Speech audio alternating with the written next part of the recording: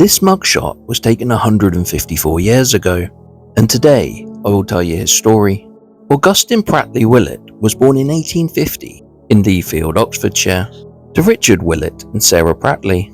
The family lived in the area of the village known as Loughborough Ridings, where his father worked as a woodman.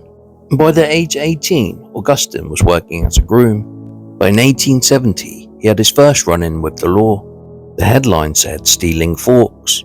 Augustine and his brother Alfred were accused of stealing a farming fork, the property of Charles Bailey. Augustine pleaded guilty, but Alfred pleaded not guilty. But after listening to the witnesses, they were given 1 month's imprisonment.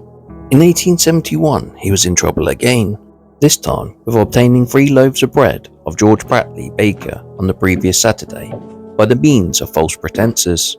He was also charged with obtaining 1.5 ounces of tobacco of William Henry Davis on the same day and by the same means.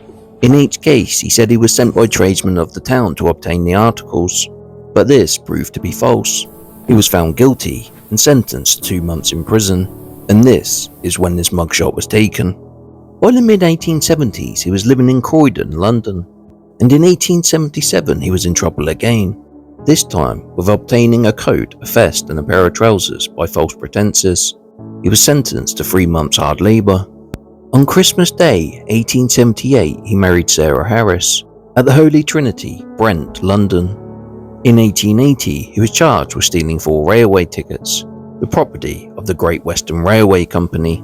He was sentenced to 2 months imprisonment. They had a son William in 1883, and he was followed by Alice in 1885, Florence in 1887, and John in 1890. The family settled in Willesden, London, where Augustine worked as a coachman. In 1899, his life came to a tragic end. The headline said, "Impaled on a broom." It said, "A singular death befell Augustine Pratley, aged 46, of Harrow Road, Paddington. He went to call his son in for tea, but on seeing him, the boy ran onto the flat over the wash house and hid. Deceased followed, but missing his footing, and fell on a broom handle, which entered his body. This would have been devastating to his young family.